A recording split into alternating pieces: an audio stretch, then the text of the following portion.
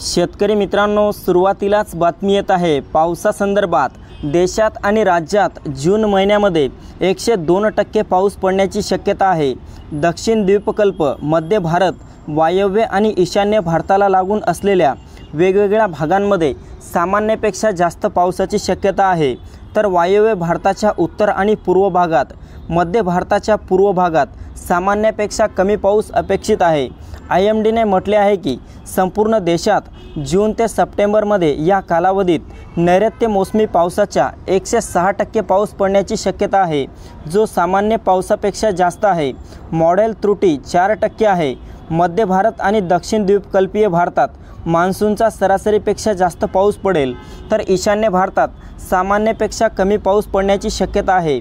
एकंदरीत पाहायचे झाले तर यावर्षी पावसाळ्यात जोरदार पाऊस असेल। जूनपेक्षा जुलैमध्ये जास्त पाऊस असेल, तर जुलैपेक्षा ऑगस्टमध्ये जोरदार पाऊस असेल।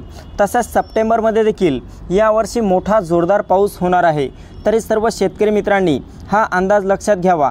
तसेच चॅनलवर नवीन असाल तर चॅनलला सबस्क्राईब करावे। धन्यवाद।